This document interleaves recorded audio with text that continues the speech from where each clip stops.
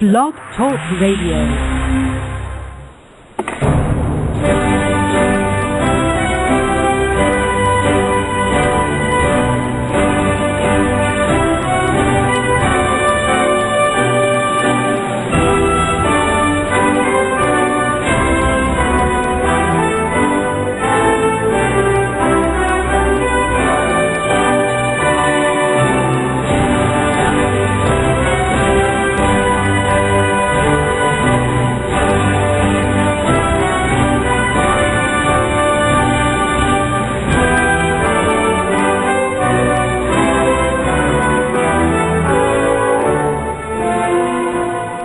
Boa noite, meus amigos. Estamos aqui de volta. Como sempre, começamos invocando a Santíssima Virgem Maria, o Santo Padre Pio de Pietrelcina, para que roguem a Deus que nenhuma injustiça se cometa neste programa.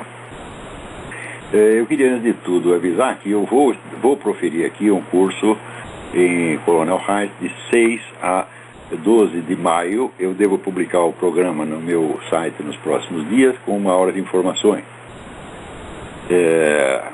Muito bem. Então, também, antes de qualquer outra coisa, eu queria assinalar aqui que a minha discussão com o Sr. Júlio Lemos parece ter tido um happy end, na medida em que hoje ele publicou uma longa explicação a respeito de vários temas filosóficos, mas que termina com um formal pedido de desculpas da minha pessoa, pedido de desculpas que está, portanto, registrado e aceito. Diz ele aqui: em nenhum momento acusei o Olavo Carvalho de ser uma cigarra mágica. Ao contrário de muita gente, conheço até as apostilas que o professor Olavo escreveu e reconheço-lhes o valor. O que há ali? Metafísica, epistemologia, teoria do conhecimento, lógica. Tudo escrito com seriedade. Fica registrado meu pedido de desculpas pelo que alguns consideraram uma indireta. Então, muito bem. Alguns consideram não. Júlio, vamos falar o português certo. Claro que foi uma indireta, se você se refere, né? Vamos dizer, classifica entre as cigarras mágicas aqueles que, entre aspas, investiam conspirações no seio do Foro de São Paulo, fecha aspas. É evidente que você está se referindo à minha pessoa. Por quê? Porque não há nenhum outro autor de livro de filosofia no Brasil que tenha investigado o Foro de São Paulo e sido tão acusado de teórico da conspiração por isso. Também havia uma segunda alusão. Ele diz, aqueles que se autonomeiam filósofos. Ora, o termo autonomeado foi usado e abusado com relação à minha pessoa durante 10 anos, e a nenhuma outra, né? Portanto, havia duas referências, não foram indiretas. Só que assim, o Júlio escreveu isso aqui, num momento de desatenção, deixou passar aquilo, tá certo? Talvez sem notar o quanto estava sendo ofensivo, e depois o que fez? Retirou a menção ao Foro de São Paulo de modo a dar à coisa, retroativamente, um ar de afirmação genérica. E depois diz, eu falei genericamente, alguém vestiu a carapuça porque quis. Não, a carapuça estava lá, moldada exatamente na minha medida e nada de mais ninguém. Então, ele fez a ofensa e depois tentou retroativamente apagar. A coisa é feia, foi muito feio o que ele fez. As duas coisas foram muito feias.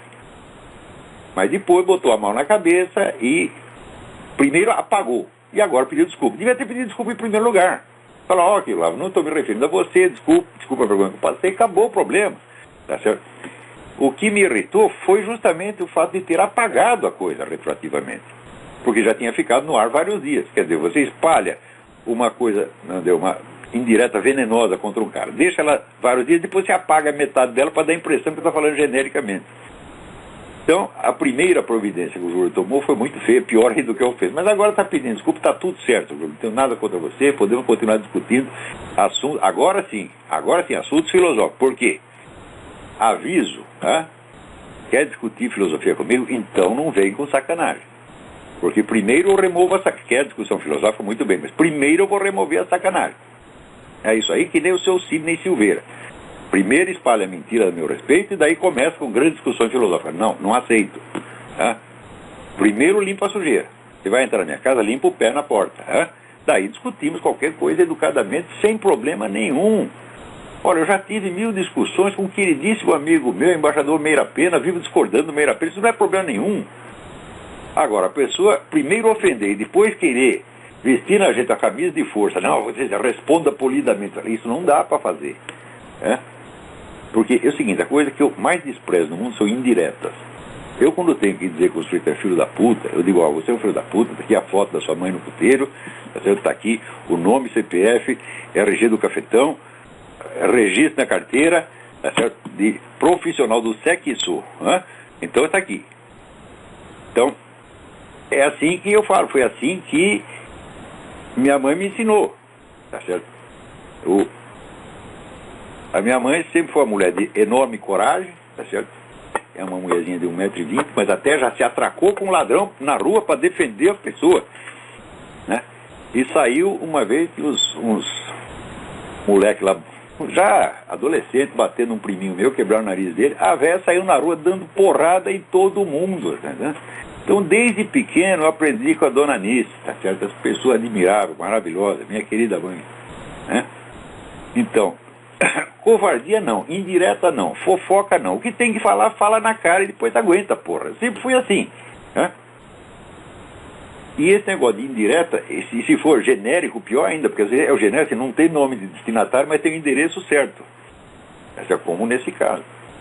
Mas agora está limpo, Júlio, então podemos continuar discutindo seriamente. Aliás, nesse escrito que ele publicou hoje, ele mostra que ele concorda comigo em praticamente tudo. Tem só um ou dois pontos ali que tem uma divergência. Então, eu também queria assinalar aqui um artigo importante do Joel Pinheiro, publicado na Dicta, sob o título de Méritos e Deméritos da Filosofia Acadêmica no Brasil. Só estou preparando um escrito, analisando a questão com bastante cuidado. Mas só para informação preliminar dos interessados, né, ele diz assim, olha, o ensino de filosofia na USP até que não está ruim, eles ensinam a gente a ler os principais autores, ensinam análise de texto, etc, etc, e tudo isso é muito bem feitinho, né? Agora, o problema é que não há espaço para discussões, então não se estimula a criatividade e a opinião pessoal, então não sai de lá nenhum filósofo. E, bom, isso é verdade? Isso é metade da verdade. Por quê? Evidentemente, o que falta ali não é espaço para discussão. Porque se o sujeito não discute em classe, ele discute em assembleia estudantil, discute com os alunos no pátio, quer dizer, não é esse o problema, né? O que falta é o verdadeiro ensino da filosofia. Porque o que se transmite na USP e em todas as faculdades do Brasil que eu conheço, até onde eu conheço, parênteses, confesso que eu só acompanhei a produção intelectual da USP até uma certa data. Parei mais de 10 anos atrás, porque perdi interesse. Foi tanta decepção que perdi interesse no acompanhamento. Então, o que eu posso falar pode estar até um pouco desatualizado. Mas, até o tempo em que os professores mais famosos ali eram o Gianotti, o Paulo Arantes, a Marina Chauí, né? Depois que apareceu o Vladimir Safatli, que é um pouco pior do que todos eles, até esse ponto, isso foi só decepção. Só decepção. O próprio Paulo Arantes, no livro que se chama Um Departamento Francês do Ultramar, ele confessa que a USP jamais produziu um filósofo. Oh, meu Deus do céu, a USP está com quase 70 anos de idade, né? E não produziu filósofo nenhum. Eu digo, mas escuta, a faculdade de filosofia que não produz filósofo, produz o quê? Daí diz o Paulo Arantes, mas produziu excelentes historiadores da filosofia. Meu Deus, o que é isso? Excelente historiador da filosofia, para mim, é o Giovanni Reale, é o Frederick Copleston, é o Guthrie, né? Autor da história da filosofia grega, né? É o Edward Zeller. Esses são excelentes historiadores da filosofia. Cadê o equivalente deles no Brasil? Não tem nada, não tem uma história da filosofia decente publicada no Brasil, escrita por brasileiro. Quer dizer, tem alguma, tem a do Castro Neri, que é História do Pensamento Antigo e Medieval, que é uma maravilha, excelentemente escrito, muito bem documentado, mas isso é dos anos 40, não lembro nem se 40 ou 30. Então, olha, eu aqui aposto as minhas 2 bolas do saco, eu só tenho 2 e tão velhas, tá certo? Mas eu aposto as 2 se alguém depois produzir um livro de história de filosofia no Brasil que pudesse obrear com o do Castro Neri, né? Então, essa história, esse prêmio de consolação que o Paulo Arantes oferecia é completamente inexistente, isso é fraude. Não saiu nenhum filósofo e não saiu nenhum historiador da filosofia. Por quê? Porque não tem espaço para discussão. Diz o próprio Joel Pinheiro. Claro que se houvesse espaço para discussões, a gente falaria muita asneira. Quer dizer, o que falta ali não pode ter um espaço para dizer asneira. Porque asneira nunca faltou na USP. É só vocês lerem os artigos que o senhor Janotti, Dona Chauí, seu Safatli, publicam na Folha de São Paulo, no Estadão, e vocês vão ver o que é produção de asneira. Ora, se os professores podem espalhar tanta asneira pela mídia, por que será que os alunos não podem falar besteira lá dentro? Claro que pode, Joel. Então, Outra coisa, a sua análise, ela peca pelo mesmo defeito do pensamento uspiano, que é aquela coisa assim de, ou nós temos aqui o rigor do ensinamento escolar, ou então nós temos a livre opinião, o beletrismo, as cigarras mágicas, etc, etc. Ora, isso é uma dualidade que só existe na cabeça dos uspianos, meu Deus do céu. Isso é uma bobagem, você só tem duas hipóteses, ou você se atém àquela análise de texto, aquela coisinha técnica, ou então você vai falar besteira, fala, meu Deus, o universo inteiro da filosofia não cabe nem numa coisa nem na outra. Não é nem tecnicismo escolar, filológico, na verdade, e nem achismo irresponsável, não é isto. Olha, eu dei um curso meses atrás que se chama Introdução ao Método Filosófico. E é um método filosófico, a técnica filosófica que os professores da USP desconhecem. Essa técnica se compõe de vários itens, tá certo? E, na verdade, você observa que só existe o ensino eficaz da filosofia. Vou até dizer os itens aqui para vocês saberem. Em primeiro lugar, a filosofia começa por um negócio chamado anamnese. Anamnese é quando o filósofo rastreia a origem das suas ideias e crenças e assume a responsabilidade por elas. Olha, o que eu estou pensando é exatamente isso, assim, assim, assim, assim. E tem fundamento ou não, veremos. Ele primeiro tem que saber no que ele está acreditando quando ele começa a filosofar. Segundo, a meditação, pela qual ele busca transcender o círculo das suas ideias e crenças e permitir que a própria realidade se comunique com ele numa experiência cognitiva originária. É isso que Sócrates buscou, é isso que Edmundo Husserl buscou, é isso que todos os filósofos, é isso que René Descartes buscou. Quer dizer, eu tenho aqui X ideias, mas por baixo das ideias deve haver uma realidade. Então eu não quero mais ideias, eu quero a realidade. Terceiro, o exame dialético. Através do exame dialético, ele integra a experiência cognitiva dele na tradição filosófica, comparando as suas observações com a de outros filósofos antecedentes, discutindo com eles, ele integra. Através do exame dialético, ele integra a sua experiência cognitiva pessoal na tradição filosófica e essa naquela. Quarto, a pesquisa histórico-filológica pelo qual ele se aposta pela tradição. Quer dizer, ele tem que ler os livros de filosofia, ele tem que aprender a técnica de ler os livros de filosofia, de interpretar, de analisá-los, etc, etc. 5. A arte hermenêutica, pela qual ele vai tornando transparente para o exame dialético, tornando transparente a sentença do filósofo do passado. Quer dizer, vai agora a interpretação em profundidade, não apenas interpretação de texto, mas a interpretação do peso filosófico das sentenças dos filósofos do passado. E todos os demais elementos da herança cultural que serão necessários para a sua atividade filosófica. 6. O exame de consciência, pelo qual ele integra na sua personalidade total as aquisições da sua investigação filosófica. Porque não adianta nada o cara ter uma ideia filosófica brilhante num dia, e no dia seguinte ele esquece e passa a falar outra coisa. Né? Nietzsche era um pouco assim. Nietzsche tem desculpa porque ele era assim, Felipe, verdente, maluco.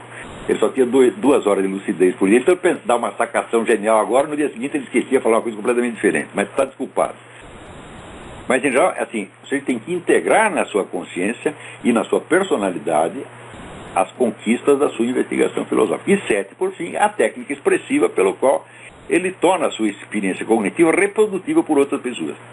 Esses 7 elementos compõem a técnica filosófica. Técnica filosófica milenar, que começa com Sócrates e prossegue até hoje. Você que der essa lista, na USP só se ensina 2 itens, que são a pesquisa histórico-filológica e a hermenêutica. Ora, esses 2 itens não são a filosofia, não são a técnica filosófica. Eles são apenas a cultura filosófica. Cultura filosófica, eu vou definir rapidamente. É aquilo que o sujeito sabe de filosofia sem ter de assumir a responsabilidade de filosofar pessoalmente. No Brasil, as 2 pessoas que de maior cultura filosófica que já existiram no Brasil não tinham nenhum talento filosófico. Primeiro foi o Zé Guilherme Melchior, segundo foi o Otto Maria Carpo.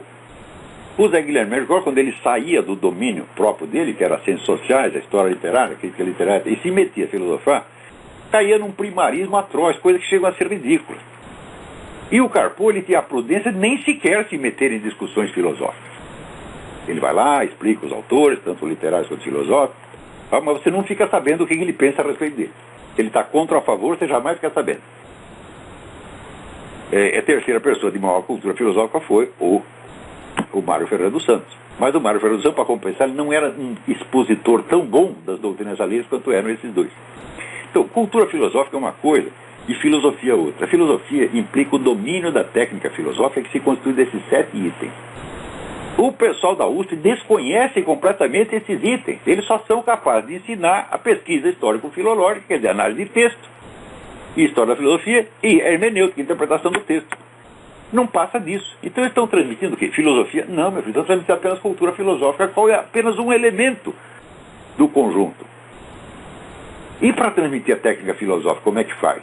Basta um professor de filosofia e fala, não, não é possível isso.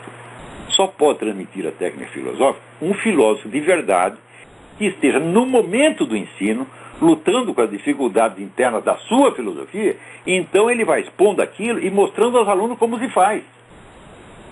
Só existiu o grande ensino da filosofia onde houve um filósofo vivo e presente no momento mais forte da sua criação. Não é isso? Quer dizer, existem inúmeros depoimentos, tá certo, de alunos, de estudantes, sobre os grandes professores que tiveram, os quais eram grandes professores porque eram também grandes filósofos. E estavam filosofando no momento da aula. Não é assim que vai pegar um conteúdo pronto que ele pegou no manual e explicar para os alunos. Não, ele está criando a sua filosofia naquele momento, diante dos alunos. Isso, você vê, por exemplo, Santo Alberto, que foi professor de Santo Tomás de Aquino, Hegel, né? Émile Boutroux, Félix Ravesson, Edmund Husserl, Ortega y Gasset, Alain Croce, Cassira, Rosenstock. Foram grandes professores porque eram grandes filósofos e filosofavam na frente dos alunos. Então, isso nunca houve na USP. Nunca houve um filósofo. Não, na USP não sai nenhum filósofo porque não entrou nenhum filósofo, porra. Não sai o filósofo do corpo discente porque não tem nenhum filósofo no corpo docente. Então, o que não tem causa não tem efeito, porra. Só tem professor de filosofia. Quando apareceram filósofos de verdade, cortaram. Né? Porque até o nosso aluno, o brilhante aluno, Ronald Robson, ele conta o episódio do Wilhelm Flusser, que era um exilado tcheco, um homem de grande gênio, e se apresentou lá para lecionar na USP. Os caras não quiseram, porque ele não tinha diploma de filosofia. Né? Então desprezaram o cara, botaram ele para lecionar na escola politécnica, onde ele estava que nem peixe fora d'água. Né? Quer dizer, sacanearam. Ó. Ele tinha feito uma tradução do Tractatus do Wittgenstein, foi lá levar para o Janotti. O Janotti, que também estava fazendo uma tradução, boicotou a do Flusser, publicou a dele, que é uma bela merda. Né? Então, o Flusser, depois de tantas frustrações no Brasil, o que ele fez? Foi para a Alemanha e virou um dos filósofos de maior sucesso no meio universitário alemão. Ninguém perguntou se eu tenho diploma, cadê seu diploma? Não, cadê sua filosofia? O que ele pegou? Mostrou aqueles artigos que ele publicava no estado de São Paulo, e entre os quais a turma da USP empinava o narizinho. Porém, tem coisa pior que a USP fez. Em 1950, quando teve o concurso para provimento da cátedra de filosofia na USP, primeira cátedra, apresentaram vários candidatos: João Cruz Costa, Oswaldo de Andrade, Vicente Ferreira da Silva, Heraldo Barbuí, Luiz Washington Vita e Renato Cyril Tcherna, né? Bom, Tcherna e Barbuí são caras altamente qualificados do ponto de vista técnico. Né? O Vicente, embora seja um filósofo vacilante, tenha mudado de orientação vazia, o Vicente era um gênio, para dizer o mínimo. Né? O Oswaldo de Andrade, bom, o Oswaldo de Andrade não era nenhum filósofo, esse era uma cigarra mágica mesmo, não tinha sacações geniais, mas sem nenhuma consistência filosófica. Mas, de qualquer modo, era um homem de gênio também. Bom, o que a USP fez? Pegou o João Cruz Costa, que tinha um diplominha de filosofia na França, e disse: só esse pode ser candidato. Vetou a candidatura de todos os outros. Ora, o João Cruz Costa, ele de fato tinha um diploma, só que é o seguinte, o João Cruz Costa não fazia estudo sistemático de nada. O próprio Janotti confessa isso, num artigo que eu não tenho aqui o link, mas depois eu dou para vocês. Ele disse que o João Cruz Costa não tinha estudo sistemático de nada, e que no fundo era um autodidata. E foi esse que a USP escolheu. Por quê? Porque era um homem da esquerda. O Miguel Reale, desculpa o João Cruz Costa, o João Cruz Costa não participou dessa operação, ele foi beneficiado sem ter participado disso. Mas foi uma sacanagem que fizeram. Quer dizer, o Departamento de Filosofia da USP nasceu da sacanagem, você está entendendo? Nasceu da falsificação e da empulhação e continuou assim ao longo da vida inteira. Enquanto o Miguel Reale, no Instituto Brasileiro de Filosofia, que era entidade particular, promovia a verdadeira filosofia brasileira e deixava todo mundo falar, inclusive o pessoal da esquerda, nunca vetou ninguém. Então, se existe filosofia no Brasil, se deve ao Miguel Reale. Né? Agora, Miguel Reale era perfeito no santo? Não, Miguel Reale nunca chegou a perceber o valor da filosofia do Mário Ferreira. Quer dizer, tinha um escotoma, uma mancha no olho, né? Mas, então, e aí tem o detalhe mais interessante. Eu digo, você sabe que eu não frequentei faculdade nenhuma. E não frequentei por quê? Eu sabia o que estava ensinando nas faculdades. Eu lia os programas, eu conversava com os alunos, às vezes ia lá assistir uma aula ou outra, para saber se tinha alguma que valesse a pena fazer, porque eu tinha pouco tempo. Eu já tinha que trabalhar, tinha filho para tentar, então eu tinha pouco tempo. Eu falei, bom, então eu tenho que escolher só o que tem de bom. Depois de muitos anos e muitas desilusões, finalmente descobri um negócio chamado Conjunto de Pesquisa Filosófica na PUC do Rio de Janeiro, dirigido pelo padre Stanislaus Laduzans, que era um filósofo estoniano, amigo pessoal do Papa, que o havia delegado para vir na PUC do Rio de Janeiro e tentar abrir um espaço para o catolicismo na Universidade Católica. Então, como não deu para fazer isso no departamento de filosofia, ele abriu outro departamento, chamado Conjunto de Pesquisa Filosófica. E lá ele dava um curso. Acontece o seguinte, o padre Laduzans não era um professor de filosofia, o padre Laduzans era um filósofo em plena atividade criativa. Ele era um discípulo de Edmundo Husserl e Max Scheler, empenhado em fazer uma síntese de fenomenologia e tomismo, mais ou menos na linha que ao mesmo tempo estava sendo feito pelo Cornélio Fabro, que é um gênio, né? Então eu vi o padre Laduzans, eu li as coisas dele, eu ouvi, eu falava, tá aí um filósofo, a coisa está sendo feita dentro dos nossos olhos, né? Então é aí que eu vou.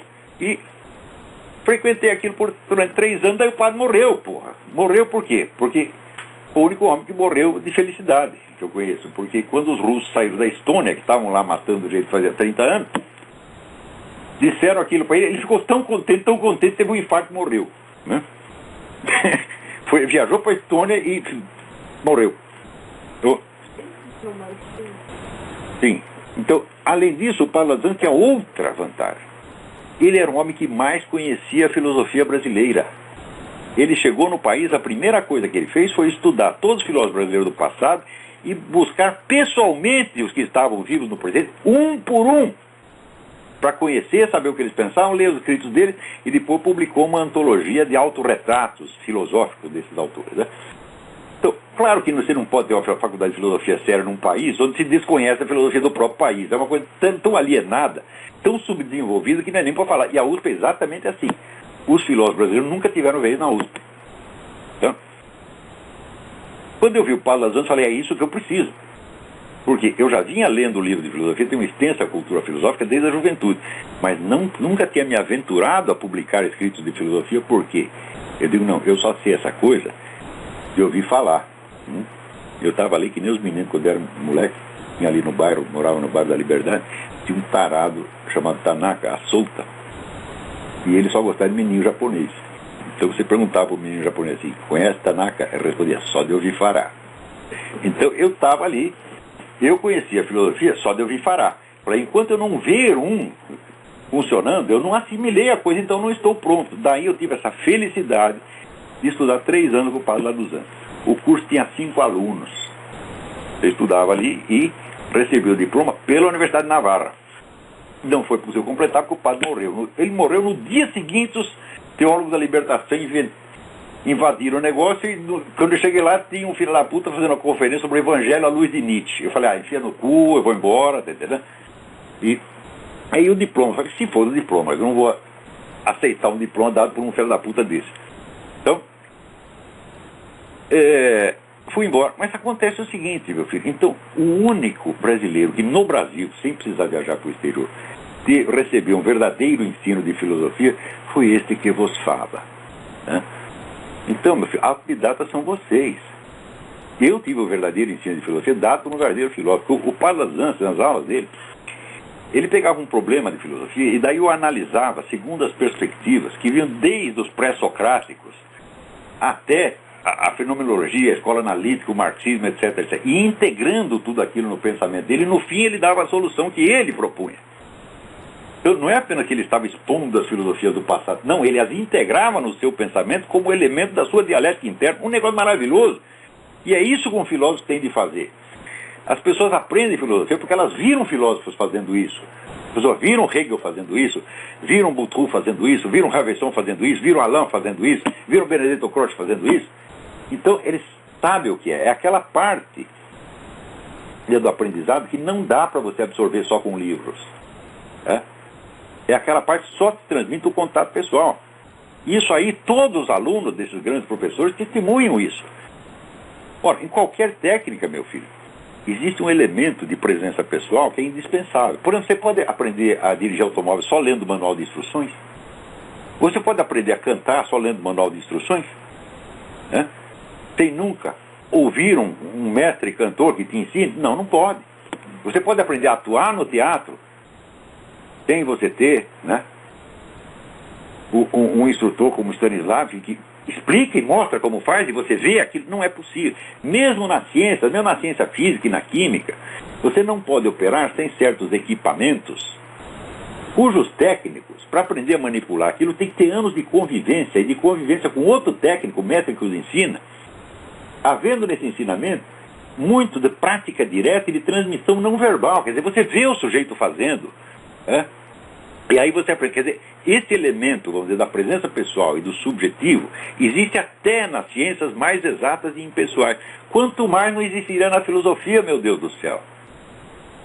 Então, é o seguinte, só aprendeu filosofia, só recebeu ensino universitário de filosofia quem viu um filósofo trabalhando à sua frente. Se você tem só um professor que está ensinando você a ler texto de filosofia, você nunca aprendeu filosofia, meu filho. Você adquiriu cultura filosófica. Ora, a universidade existe. Veja, se fosse possível aprender tudo por livro, não precisaria existir universidade. Então a universidade existe para ensinar aquela parte que não pode ser adquirida só pelos livros. Onde você precisa ver o filósofo trabalhando, conversar com ele, fazer perguntas, tá entendendo? E assimilar, vamos dizer, aquele exemplo humano. E você quer saber? No Brasil, só quem teve isso fui eu. Então, só quem tem formação universitária no Brasil, exceto os que estudaram no exterior, fui eu. Não recebi o tal diploma que se foda, porra. Mas tive o ensino. E vocês na USP não tiveram. Vocês nunca viram um filósofo trabalhando. O próprio Joel Pinheiro, ele depois num comentário ao seu próprio artigo, ele disse: todos os filósofos que nós estudamos estão mortos. Eu digo: eu não, meu filho. É verdade, a obra escrita do Padre lá dos Anjos, publicada, não dá ideia do que ele era. Talvez ainda haja manuscritos, ou até tem uma apostila inédita dele aqui. Mas era um filósofo, não era um professor de filosofia. Filósofo criador, certo? Original, e que integrava no seu pensamento os filósofos do passado. Quer dizer, não é questão de você ensinar como Platão pensou, o que está no escrito de Platão. Não é isso. É integrar o Platão dentro de um esforço dialético do presente. Isso só um filósofo verdadeiro faz. Como não tem filósofo verdadeiro na USP, não tem ensino da filosofia. Resultado, não pode sair de lá nenhum filósofo. E dar espaço para os garotos discutir besteira não vai resolver o problema, evidentemente. O que falta não é espaço para falar besteira. O que falta é um filósofo de verdade. Então, não existia um filósofo de verdade no Brasil? Existia. O Mário Ferreira dos Santos foi o maior dos nossos filósofos. Filósofo de envergadura mundial. A USP nunca se interessou em trazer. A USP o pessoal na USP está nem qualificado para entender o que ele estava falando. Então aí, se você boicota os filósofos, sobra só os professores de filosofia, e depois, mesmo que eles façam o serviço deles direitinho, eles são professores de filosofia que criam outros professores de filosofia. Filósofos jamais. Então é isso. O mal que você viu, Joel Pinheiro, existe, mas a solução que você está dando não funciona. O que falta não é espaço para discussão, o que falta é ensinar a técnica filosófica, coisa que só filósofo de verdade pode fazer. Voltando aqui às notícias da semana, esta semana, uma garota aqui de Michigan, Julia Ward, ganhou um processo, porque é o seguinte, ela está lá trabalhando no departamento de aconselhamento, e chega um sujeito dizendo: olha, eu estou com um problema na minha relação homossexual. A Júlia, que é uma pessoa cristã, ela falou: eu não posso orientar você quanto a uma relação homossexual. Então você tem que procurar outro aqui nesse mesmo departamento. Você vai na sala vizinha, procura outro conselheiro, fala com ele. Daí a universidade admitiu. Ela processou a universidade e ganhou. É assim que se faz. Então, olha, a covardia é má conselheira. Você tem que lutar, e sem lutar você não vai vencer. Outra coisa, esta semana, você sabe que o Obama tinha baixado aí uma regra que todas as entidades assistenciais tinham que fornecer pílulas abortivas e camisinha, essa coisa toda, né? O cardeal Dolan simplesmente botou o pinto na mesa e disse: nós não vamos obedecer. o pessoal católico tudo começou a gritar. O que aconteceu? O Obama já estava afinando. Falou, não, vamos negociar, blá, blá, blá. É assim que se faz, porra. Agora, se você, em vez de agir como homem, tu fica com choradeira, o outro não só se impõe a você, mas ele perde o respeito.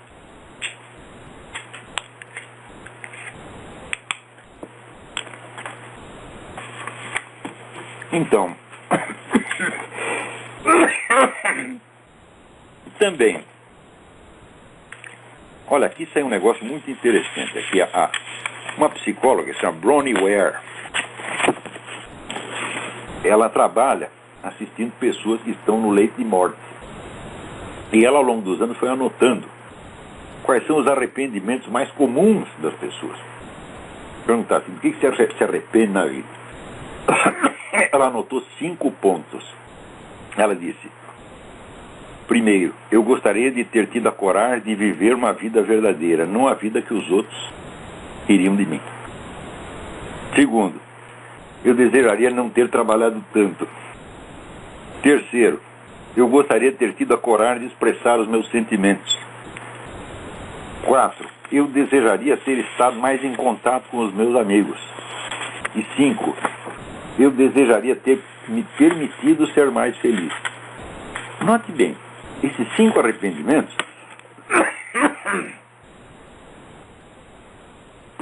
não correspondem aos pecados que você geralmente confessa no confessionário. Mas, examina bem, todos eles estão dizendo o seguinte: eu faltei com a verdade da vida. Eu não fui eu mesmo, eu não fui sincero. E isto, meu filho, atenta contra o primeiro mandamento. Porque Deus é a verdade, e Deus não quer fingimento. Deus não quer que você seja, que faça de bonzinho. Você está entendendo? Ele quer a sua sinceridade profunda. Em primeiríssimo lugar, você tem que ser verdadeiro para com Deus. Às vezes a gente não pode falar toda a verdade para todo mundo. Não é isso? Mas, para Deus e para você, e falar para você mesmo, é falar com Deus. É aquele verso do Antônio Machado: quem habla solo espera hablar a Deus um dia. Então, ser sincero para você mesmo é a primeira condição. Então, o que eles todos estão confessando? Falhei contra o primeiro mandamento. Não amei a verdade. Amei mais a aparência, a conveniência. Então, vocês, meus filhos, quando vocês... Às vezes tem gente que me critica, diz, não, ele tem um temperamento estourado. Isso é besteira. Você faz análise psicológica de botiquim, porra. Estourado do caralho. Sou o mais calmo, mais paciente do mundo. Quem me conhece sabe disso. Né? Agora, eu falo o que tem de falar, porra. Como Deus, não levo desaforo pra casa. Não que eu vou ficar com raiva do cara. Não fico com raiva de 3 minutos. 3 minutos eu esqueço do dia seguinte. Mas na hora eu tenho que falar. Por quê? Para não pensar mais nisso. Né? O cara disse, tá lá conspirando, teoria da conspiração. Teoria da conspiração, caralho, tá te fuder. Pronto, acabou. Não penso mais nisso. Agora, eu vou me fazer de bonzinho, para depois ficar me roendo por dentro, para depois chegar no leito de morte, desejaria ter falado a verdade, para não ficar engolindo sapo. Por quê? Filho, esse depoimento dela é de uma importância extraordinária. Né? E os pecados que eles cometeram, os outros pecados convencionais, eles já confessaram, já foram confessionários, já confessaram. Mas tem um que eles nunca tinham confessado, confessa no leito de morte. Faltei com a verdade da vida. E isto é violar o primeiro mandamento. É o mais grave de tudo. Né? Agora, aqui o seu Fernando Henrique Cardoso publica aqui um artigo dizendo: nas últimas semanas apareceram alguns artigos da mídia que ressaltam o silêncio das oposições como um risco para a democracia. É inegável que está havendo uma despolitização da sociedade, não só no Brasil, mas em geral. Isso é falta total do senso das proporções. É só você ver a luta política que você tem aqui nos Estados Unidos.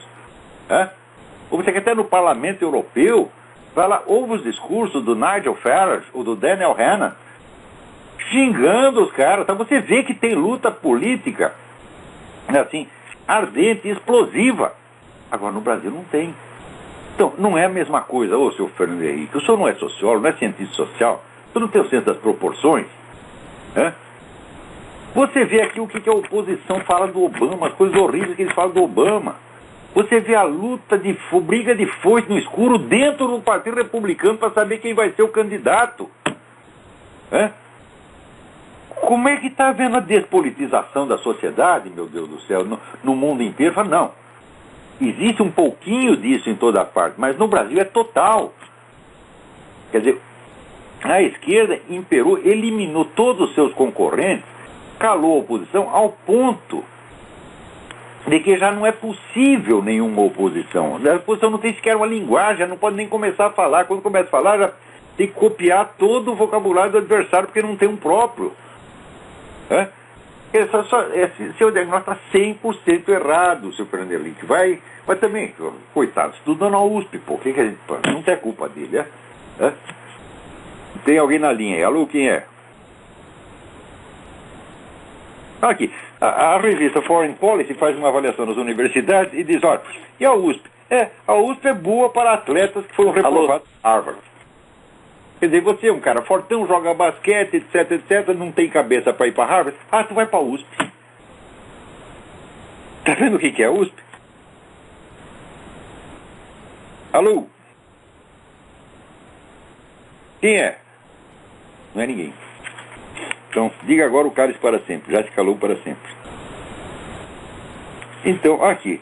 A Ioane Sanches, a blogueira cubana, que está decepcionada com a Dilma. Falou, ô dona, a senhora não lê jornal brasileiro, não? A senhora não sabe o que está acontecendo no Brasil? Não sabe que esse pessoal é tudo parente do Fidel Castro, porra? E pedir asilo político para o Brasil, sair de culpa para o Brasil?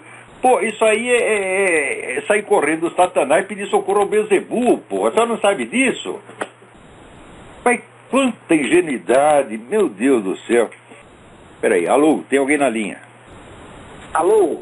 Sim, quem é? Quem vos fala é Paulo, da Itália. Paulo, tudo bem? Tudo bem, grande mestre? Olha, eu não tenho problema nenhum de ser chamado de Olavete, viu? É um grande prazer. Mas até o Meira Pena, que é um homem de quase 100 anos de idade, o grande escritor brasileiro Meira Pena, ele diz, eu sou uma Olavete. É que nem o John Kennedy em Berlim, Ina Berliner, ele diz, ich bin ein Olavete. Tá certo. Falando em Fernando Henrique, ele corre o risco de pertencer ao grupo da Comissão da Verdade, viu? Mas que maravilha, hein? E falando um pouquinho de religião, mestre, a Igreja Universal lançou o seu cartão de crédito da bandeira Visa. Cartão de crédito? Os dízimos também poderão ser pagos no crediário em nome de Jesus. Agora ninguém segura mais os pastores. Mas que maravilha! Isso aí é um sujeito que morreu, mas ele é tão avarento que ele quis ser enterrado com todo o seu dinheiro no caixão, daí encheram de dinheiro no caixão, daí chegou lá na hora, espetalhou e falou, não, mas peraí, vai ficar muito apertado, desconfortável, me dá o dinheiro aqui que eu dou um cheque para ele lá no céu, ele desconta. É mesmo, pegou o dinheiro e foi embora. Então, isso aí é a religião desse Bispo Macedo, é assim mesmo. Mestre, agora uma pergunta. Diga. Da mesma forma que na Igreja Católica houveram diversas infiltrações de pessoas com a intenção de denegrir a imagem da Igreja, o senhor acha que isso também está acontecendo na Igreja Evangélica Brasileira com essa... Mas de monte, você tem toda a razão, isso está acontecendo o tempo todo. Tem muito cara que a presença dele lá é tão vergonhosa que a gente pensa, não, esse cara entrou aí só para desmoralizar a igreja, porra.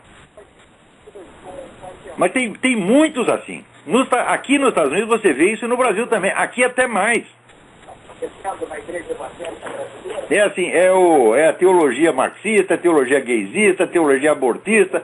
Olha, é claro que o sujeito sabe que ele está contra. Então, é o inimigo infiltrado que faz o mal para a instituição e a instituição ainda leva a culpa. É que nem o Barack Obama na presidência dos Estados Unidos. Tudo que ele está fazendo contra os Estados Unidos, que é contra os outros também, os Estados Unidos é que leva a culpa. Sempre foi assim. Peraí, tem mais alguém aí na linha?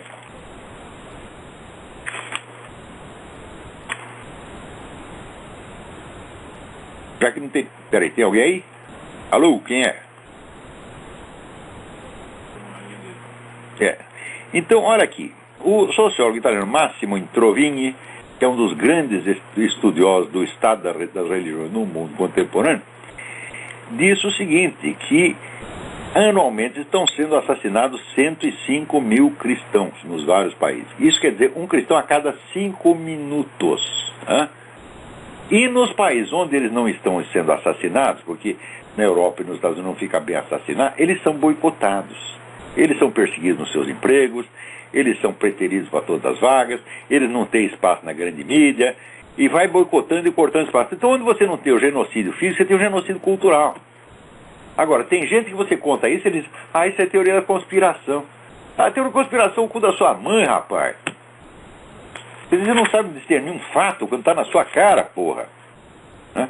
Agora, você vê, outro dia, o Barack Obama está aí puxando o saco dessa fraternidade islâmica que está tomando o poder em tudo quanto é lugar. O que a fraternidade islâmica fez no Egito? Tomou o poder no Egito e já proibiu os americanos de sair do país, prendeu todo mundo. Né? E está lá também matando cristão a rodo, e o Barack Obama está achando lindo. Enquanto isso, é uma juíza da Suprema Corte, a tal da Ruth Ginsburg. Né? Vê como é o negócio. A mulher é de origem judaica. Né? Mas chega lá no Egito para puxar o saco da fraternidade islâmica e ainda diz, veja, ela se tornou juiz da Suprema Corte jurando defender a Constituição americana. Chegou lá, ela falou, não, a Constituição americana não é tão boa assim, vocês deviam copiar a da Suíça ou do Canadá. Quer dizer, vai num país inimigo para falar mal da Constituição do seu próprio país, essa vagabunda puxa saco de radical islâmico. É isso que eu estou falando, porra. Quer dizer, quando é que os judeus vão aprender? Vocês têm que parar de passar a mão na cabeça dos seus traidores. Não, mas ela é judia, ela é patrícia, ela não pode falar mal dela. Isso, deixa ela falar, deixa ela pôr no seu cu. Você tá entendendo? A Igreja Católica faz a mesma coisa. O jeito chega lá, só fala mal, só esculhamba com a igreja. Mas ele é bispo, ele é cardeal. Cardeal caralho, porra. O jeito quando toma o partido do inimigo, está excomungado automaticamente. Ora, antigamente os rabinos eram mais inteligentes. Eles não excomungaram Spinoza. Quando você lê o Tratado Teológico Político do Spinoza, você fica horrorizado com o que ele fala da religião. Horrorizado. Os rabinos naquele tempo eles sabiam ler, pô. Então eles leram e falaram, esse filho da puta é inimigo, vamos tirar ele daqui. Só que agora não. Agora todo mundo passa a mão na cabeça. A Ruth Ginsburg, todo mundo vai passar a mão na cabeça dela.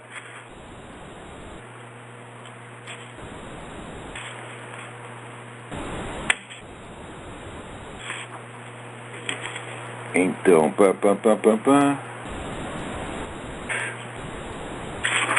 vamos lá. Aqui. Iago da Silva Rodrigues pergunta. Gostaria de saber qual é a sua orientação religiosa. Por certas vezes vi um vídeo do senhor na internet e me parecia um católico cheio de convicções. E outro hora um vídeo falando mal do Santo Padre. Falei, escuta, meu filho. Quando o Papa faz uma cagada, você tem obrigação de falar mal dele. Hein? Isso é obrigação. Porque o homem não está numa posição onde ele possa fazer o que lhe dê na cabeça. Ele é o vigário de Cristo na terra. Hein? Ele não pode aviltar a igreja. Entendeu? Então, quando o Papa sai pedindo desculpa pelos padres pedófilos, ele está fazendo isso, porque esses padres pedófilos foram infiltrados lá por inimigo. A igreja não tem culpa disso. Na hora que o Papa assume, ele está fazendo a igreja assumir a culpa. Ele não pode fazer isso. Então, é obrigação do fiel chamar a atenção do Papa, sim. Porque, mas o Papa não é infalível. Um momento, meu filho. O que está escrito no dom é que a infalibilidade papal só foi pronunciada no século XIX, e mesmo assim, a infalibilidade se refere a questões de doutrina católica e de moral fundamental, moral essencial. Ou seja, nem mesmo de moral especial, para dizer quais são os pecadinhos, etc. Não, nem isto. Só os princípios morais. Tá? Então, a infalibilidade papal está resguardada nesse tipo. Ninguém diz que o Papa é infalível em matéria de moral especial, de julgamento de casos específicos, que não é... que ele é infalível em matéria de política, que ele é infalível em matéria de pedagogia. Não. não só é falível, como tem falhado há 200 anos, um atrás do outro, como Nossa Senhora já anunciou em La Salette, 1840 e tanto. Tá certo? Isso não quer dizer que o Papa seja um infiel, que seja um traidor. Não, mas às vezes é meio de burro. Ou é um covardão como Paulo VI. Que vai entregando pro inimigo, e depois diz, a fumaça de Satanás entrou. Falei, quem abriu a janela? Foi você mesmo, porra. Então, um Papa não pode ser covarde. E o Papa não pode ser burro, não. Porque ele é o chefe da igreja, a igreja é mãe e mestra. Ela não é filhinha e aluninha, tá entendendo? Para ficar recebendo pito da mídia, etc, etc. Então, ele tem que ter a máxima qualificação intelectual, tá certo? Para ser um mestre do mundo. Então, se não tem, peça demissão. Fala, olha, isso aqui é muita areia pro meu caminhãozinho, tá entendendo? Eu vou para casa. Né?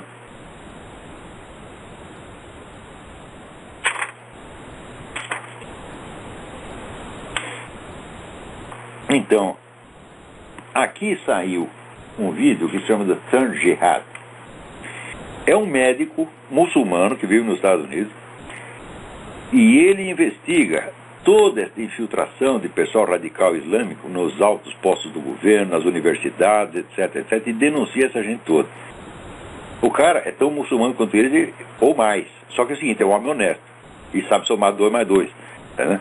Então, não percam esse DVD, The Third Jihad. Esqueci o nome do cara agora. Agora, na Venezuela passaram uma nova lei de terrorismo que qualifica todo mundo de terrorista, exceto a turma das Farc e a turma do próprio Hugo Chávez. Isso é uma maravilha. Pois eles não prenderam o Alejandro Pérez Clusa dizendo que ele é terrorista? Aqui também. Você começa a falar do fim... Aqui você começa a falar do fim do mundo e começa a guardar comida em casa, né? Eu não entendi por que guardar comida pro fim do mundo. O mundo vai acabar, não vou comer mais, porra. Né? Vou comer depois do fim do mundo. Mas não tem cara que faz isso aqui. Esses caras são considerados terroristas, são uns caras inocentes, meu Deus do céu. Eles só estão querendo comer uma comidinha no fim do mundo. O que tem de errado? É impossível, mas não é errado. Peraí, tem alguém na linha aí. Alô? Sim. Olavo, tá ouvindo? Perfeitamente. Aqui é o Flávio de Belo Horizonte. Flávio, Belo Horizonte, tudo bem? Tudo bem. Aqui, Olavo, eu queria saber se você conhece um antropólogo chamado Roberto da Mata. Conheço. Então, é confiável ler os livros dele? Eu acho que confiável está tudo certinho, mas eu acho muito fraco. Muito fraco? Tem algumas análises interessantes, mas ele não vai ao fundo das coisas, dos problemas, não. Uhum. Também é um homem inteligente, mas ele quer ficar de bem com todo mundo, o que não é possível. Por isso, o simples fato de você estudar alguma coisa seriamente já foi você contra todo mundo. Felizes tempos em que você podia ser um sujeito letrado e educado ao mesmo tempo. Entendo. Então é só isso, Tom Olavo. Muito obrigado, que Deus te abençoe. A você também. A você também. Agora, queria chamar a atenção de vocês para que acompanhem o caso do Coronel Plaças. Tá certo? Que é a maior vítima de injustiça que já houve na América Latina. O sujeito está condenado não é por um crime que ele não cometeu, por um crime que não aconteceu.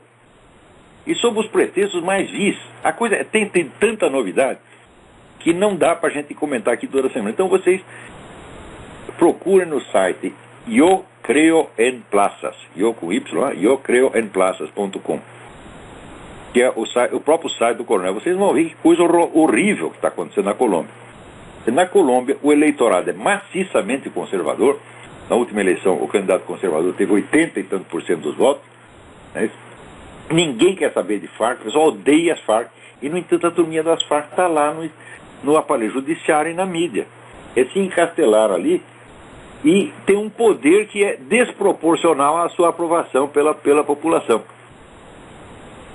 E com base nisso, então, eles estão prendendo todos os militares que expulsaram o pessoal do terrorista que invadiram o Palácio da Justiça e queimaram o Palácio da Justiça em 85. Os terroristas agora estão por cima, eles são ministros, são juízes, etc, etc. E os caras que prenderam eles estão tudo indo para a cadeia.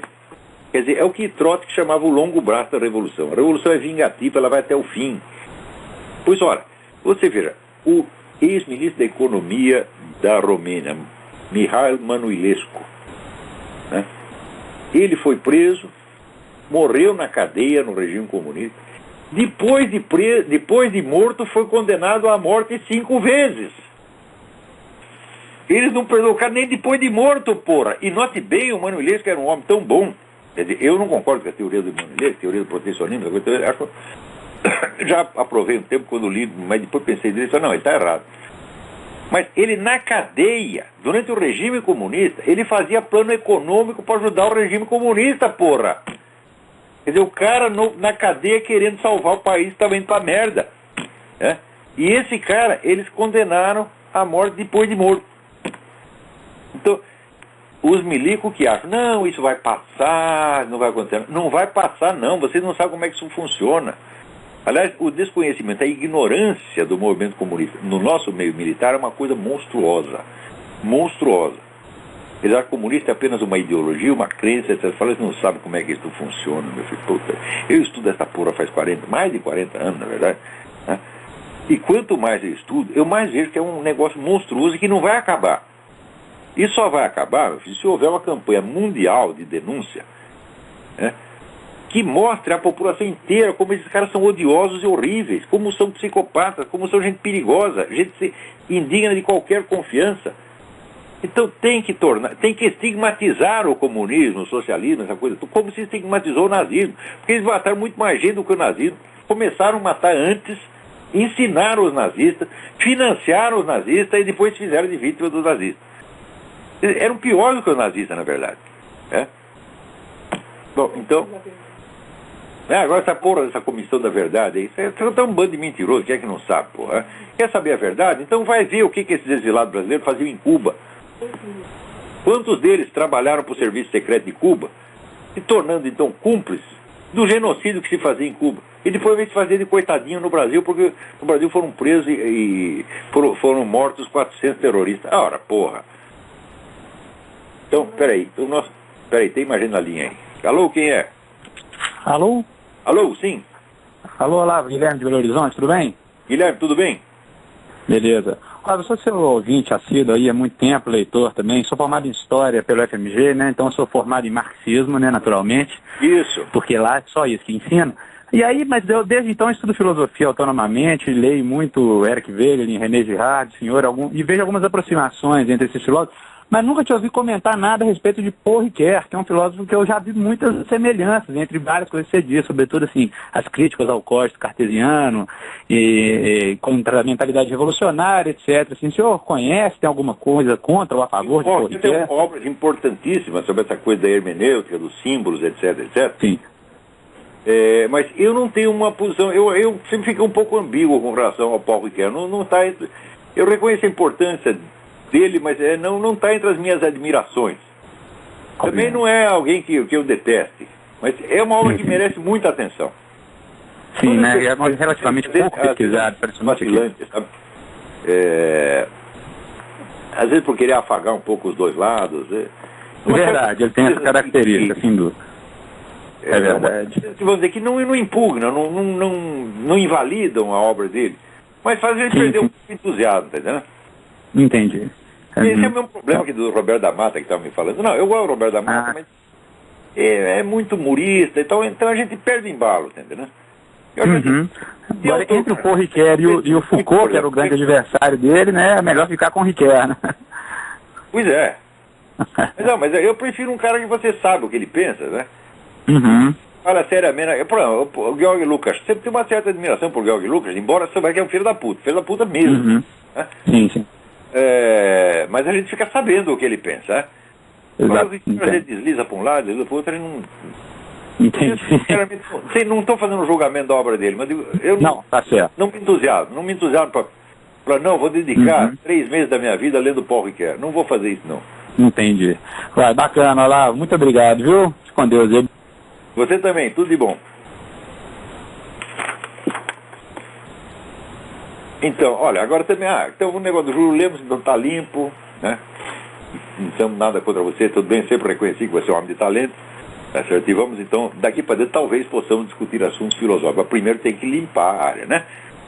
Você não vai conversar com o sujeito acabou de sair do banheiro, não limpou a bunda, chega lá e quer conversar com você. Fala, não, primeiro tu vai lá, limpa, daí na conversa, né?